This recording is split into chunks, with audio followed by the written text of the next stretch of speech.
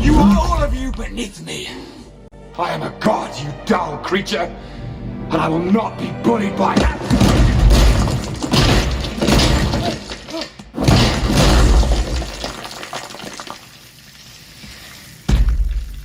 Puny god.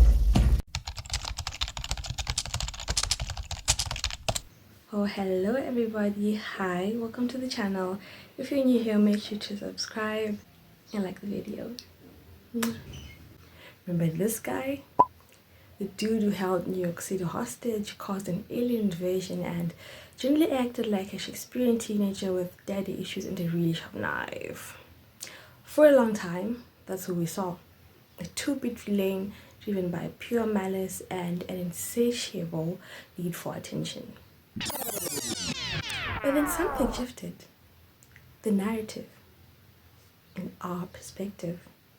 Because let's be real, how do you go from holding a city hostage with an alien invasion and betraying your own mother to literally holding and giving life to the very strands of the entire multiverse? It's a glow up.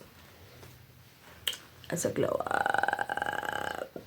And I also oddly noticed that Loki is to be the only person who actually wielded, besides Thanos of course, who actually wielded and used two of the Infinity Stones before. First it was the Mind Stone in the Spectre, and then the Space Stone in the Tesseract. So I find that interesting. Now I have a theory. As much as the Mind Stone gave him mind control powers, I think it also amplified his own mental problems, his existing insecurities, his feeling of being less than. The Mind Stone just cranked up the volume to like 11. Hence Loki at his peak reign of terror was more like just an angry, jealous mess, which brings us to jealousy. The green-eyed monster, ironic.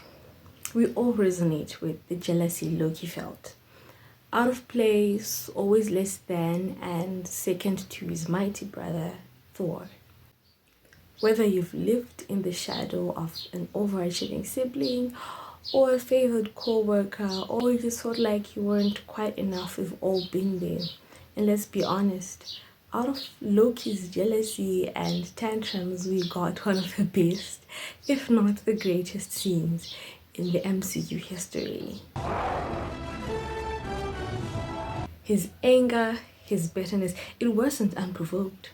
Even if his actions were catastrophically over the top, the revelation of his Jotun heritage, being blue monster that the kids are told at night, the alliance with the frost giants and the corresponding betrayal, the death of his mom, it just shows us that this was a man with daddy issues. Fast forward to Thor Ragnarok and we find Loki living happily and in high regard on Sakaar. And here we finally got to see a glimpse of the bromance between him and his brother, and for once he acknowledges Thor seemingly without pure hatred. He spent the majority of his life trying to prove to his dad that he could be his favorite, and he failed to see that he was his brother's favorite. Now, if I am to list villains from the MCU history, Loki would not even be in my top 3. He just doesn't qualify to be in the top 3 of the villains that the MCU has had to battle. On the list of those who had the most casualties, it may be, if you count the destruction of the city, but those were like indirect casualties. But anyhow, dare I digress, the true turning point was the moment when Thor looked at him and said, No more illusions.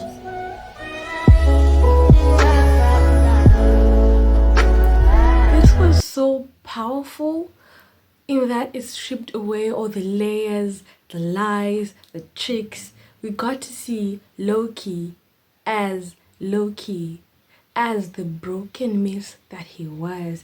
And in this moment, the audience felt for him. In this audience, we resonated with Loki on a high level because it feels like deep down, somehow we all have things that we hide from the public. We all put on smiles, we try to go about our days, but inside we're wreaking havoc. And I feel that is why we connected so deep with that scene when Loki's just sitting there. We saw a man who had lost everything. In that moment, Loki became something else, something more, something, dare I say, with a greater purpose. I am Loki of Asgard, and I am burdened with glorious The purpose. facade cracked, and the heartbroken boy beneath was finally visible. Then came the endgame mishap, and he got to get a do-over, and we saw him through the TVA with other variants of his. He went through a journey of literal self-love, for lack of a better word, and confronting his fear of being alone, being abandoned, and of not mattering.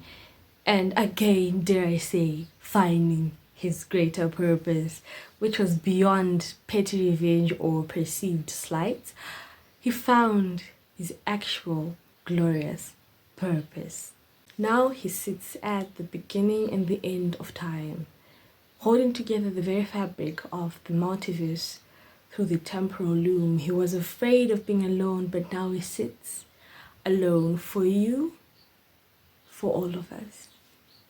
I could argue that he's the most powerful being in the MCU right now, because without him, all the other realities could simply cease to exist.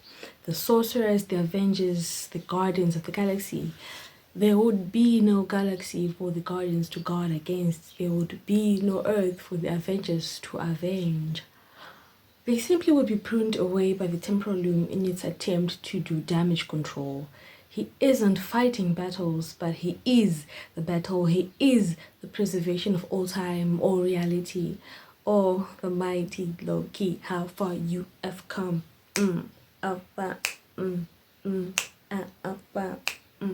Dare I digress?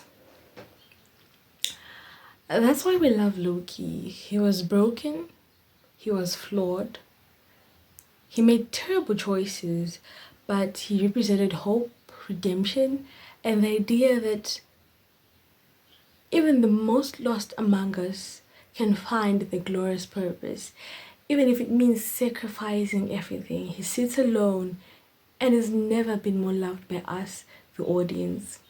He had to face so many perils. He had to face killing his own self. He chose to sacrifice and face what he feared most, being alone, in order to give everyone a chance to live. We love Loki because deep down, we all have a piece that feels like a Loki in our lives. Even went back, he went through centuries of physics and engineering training. He went through centuries to try and become smarter so that he could understand how to fix the problem with the other engineers at the TVA. No other god in the MCU history has put so much work, so much work into trying. Centuries. He did all that. He broke himself down to his very core and emerged the god of time, dare I say. That's why the time stone is green, dare I say. That's why the time stone is green. I'm just joking. It's just speculation, but hey, we should not be cheering for this guy. We should not be rooting for this guy, but we were. We were rooting for Loki until the very end. We still are. Who knows, maybe we might see him in Doomsday, but I'm not crossing my fingers. But you never know. Marvel can surprise us sometimes. Be sure to subscribe and like the video, and I will see you in the next one.